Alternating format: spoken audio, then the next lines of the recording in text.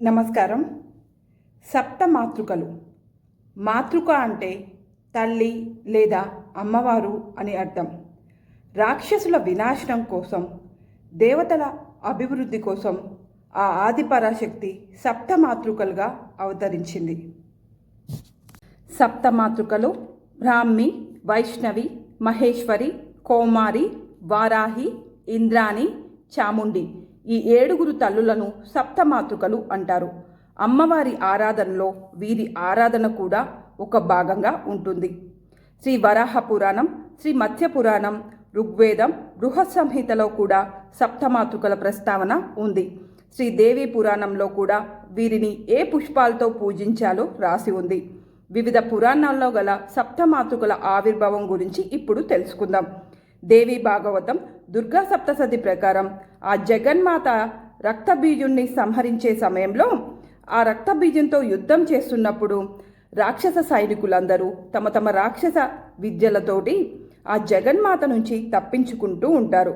అప్పుడు బ్రహ్మశక్తి అయిన బ్రాహ్మి తన కమండలంలోని జలం చేతాను, శివశక్తి అయిన మహేశ్వరి తన త్రిశూలం చేతాను, విష్ణుశక్తి అయిన వైష్ణవి తన చక్రాయుధం చేతాను, షణ్ముఖ శక్తి అయిన కౌమారి తన శక్తి ఆయుధం చేతాను రాక్షసులను సంహరిస్తూ ఉన్నారు. ఇంద్రశక్తి అయిన ఐంద్రి ప్రయోగించిన వజ్రాయుధం వలన రాక్షసులు కుప్పలు కుప్పలుగా మరణిస్తారు. వారాహీదేవి కోరలతో చీల్చి కొందరిని, మొట్టతో మరికొందరిని, చక్రాయుధం చేత ఇంకొందరిని చీల్చి చెండాడింది. చివరికి అమ్మవారు రక్తబీజుని సంహరించిన తర్వాత సప్తమాతృకల్లో ఆవేశం చల్లారి ఆది పరాశక్తి శరీరంలో ఏకం అయినారు. శివపురాణం ప్రకారం శివపార్వతులు ఇరువురు ఏకాంతంలో మందగిరి మీద విహరిస్తున్నప్పుడు పార్వతీదేవి చిలిపితనంగా పరమశివుని నేత్రాలను తన చేతులతో మూసివేసింది. లోకాలకు చీకటి కమ్మిన ఆ సమయంలో అంధకుడు అనే ఒక గుడ్డి బాలుడు జన్మిస్తాడు. ఇదే సమయంలో హిరణ్యాక్షుడు తపస్సు చేస్తూ ఉంటాడు. ఆ తపస్సుకు మెచ్చిన పరమశివుడు సంతోషించి ప్రత్యక్షమవుతాడు. హిరణ్యాక్షుడు కోరిక మేరకు సంతానం లేని అతనికి ఆ బాలుణ్ణి ఇచ్చేస్తాడు. ఆ బాలుడు ఆనాటి నుంచి అంధకాసురుడిగా పిలువబడతాడు. తండ్రి అయిన హిరణ్యాక్షుడి మరణానంతరం రాజు అయినాడు అంధకుడు. బ్రహ్మ వరగర్వంతో క్రూరుడిగా మారుతాడు అంధకుడు. ఒకరోజు తన తల్లి అయిన పార్వతీదేవినే మోహించి శివుడు ఎంత చెప్తున్నా వినకుండా ఆమెను చెరపట్టాలని చూసి శివునితో యుద్ధం పెట్టుకున్నాడు. శివునికి అంధకాసురుడికి మధ్య జరుగుతున్న యుద్ధంలో అంధకాసురుని సంహరించడానికి వారి వారి అంశాలుగా 7 దేవతలు 7 శ్రీమూర్తులను పంపినట్లు వారే సప్తమాతృకలు అని శివపురాణం చెబుతుంది. శ్రీ లలితాదేవి బండాసురుణ్ణి చంపడానికి యుద్ధానికి బయలుదేరినప్పుడు వారాహి మాత సర్వసైన్యాధ్యక్షురాలుగా సప్తమాతృకలు లలితాదేవిని అనుసరించి బండాసురుణ్ణి సంహరించడానికి సహాయం చేశారని శ్రీ బ్రహ్మాండ పురాణంలో చెప్పబడింది. సప్తమాతృకల్లో ఒక్కొక్క మాతృక గురించి ఇప్పుడు తెలుసుకుందాం. బ్రాహ్మి, ఈమె బ్రహ్మచేత పంపబడింది. ఈమె వాహనం హంస. ఈమెని హంసవాహిని అని అంటారు. బ్రాహ్మీ మాత సప్తమాతృకల్లో మొదటి మాత. చతుర్భుజాలతో పీతాంబరధారిణి అయి అక్షయపాత్ర, జపమాల, కమండలంతో బంగారు రంగు శరీరంతో ప్రకాశిస్తూ ఉంటుంది అని వర్ణించబడింది. ఈమె ఉపాసన వల్ల మనకు జ్ఞానం సిద్ధిస్తుంది. వైష్ణవి, ఈమె విష్ణుమూర్తి చేత పంపబడింది. ఈమె వాహనం గరుడు. ఈమె అనేక అంశాలతో విష్ణుమూర్తిని పోలి ఉంటుంది.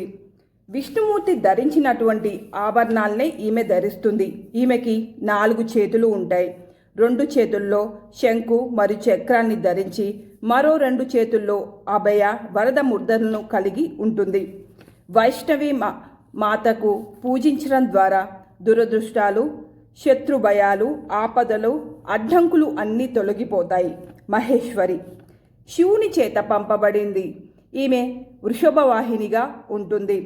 తెల్లని వర్ణంలో ప్రకాశిస్తూ చతుర్భుజాలతో, త్రినేత్రంతో, శూలాన్ని, డమరుకాన్ని, వరద, అభయముద్రలతో మెడలో నాగేంద్రుణ్ణి ధరించి జటాజూటంతో దర్శనం ఇస్తుంది.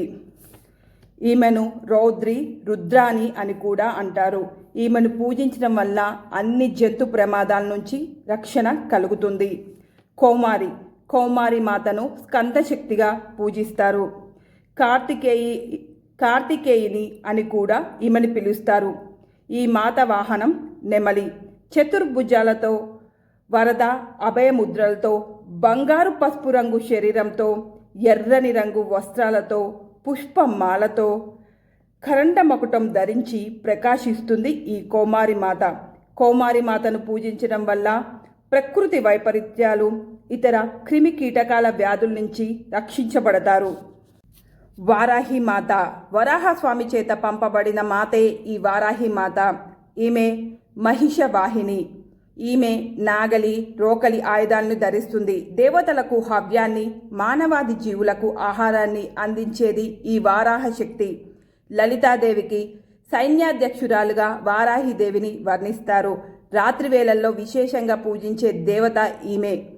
ఈమెను ఆరాధిస్తే శత్రుభయం తొలగిపోతుంది అని, జ్ఞానం సిద్ధిస్తుంది అని, కుండలిని శక్తి జాగృతం అవుతుంది అని ఒక నమ్మకం. ఇంద్రాణి. దేవేంద్రుని చేత పంపబడిన మాతే ఈ ఇంద్రాణి. ఈమె గజవాహిని. ఈమె తెల్లని ఐరావతాన్ని అద్రోహించి త్రినేత్రంతో, ఎర్రని ఎరుపు రంగు శరీరంతో, చతుర్భుజాలతో ఈ మాత దర్శనమిస్తుంది. ఆమె పై 2 చేతులలో వజ్రాయుధాన్ని, శక్తి అంకుశం అనే ఆయుధాన్ని ధరించి, కింది 2 చేతులలో వరద అభయముద్రలతో అనేకమైన ఆభరణాలను ధరించి ఉంటుంది. ఈమెను పూజించడం వలన ఆభరణాలు ఏర్పడతాయి. ఇక చాముండి మాత. ఈ మాత యముడి చేత పంపబడింది. ఈమె శవవాహిని. అష్టభుజాలతో దర్శనం ఇచ్చే ఈ మాత చేతులతో వరద అభయముద్రలను ధరించి, మరో 2 చేతుల్లో నిశూలం, కపాలం ధరించి, భయంకరమైన రూపంతో, శుష్క శరీరంతో, చాలా పెద్ద పెద్ద జటామకుటాన్ని ధరించి, తెరచి ఉన్న నోరుతో నల్లటి కారు మబ్బులాగా కనిపిస్తూ ఉంది. సప్తమాతృకల్లో ఈమెకు ప్రత్యేక ఆరాధన కలదు. చండా ముండలను చంపిన మాతృకగా చాముండి దేవికి ఆ చాముండి అనే పేరు వచ్చింది. ఈమెను పూజించడం వల్ల దుష్టశక్తులు, భూత ప్రేతాల నుండి రక్షించబడతారు. ప్రతికూల శక్తిని సానుకూల శక్తిగా మార్చే శక్తి ఈ చాముండి మాతకు ఉంది. ఇది అష్టమాతృకలు. ఇక వారి పుట్టుక,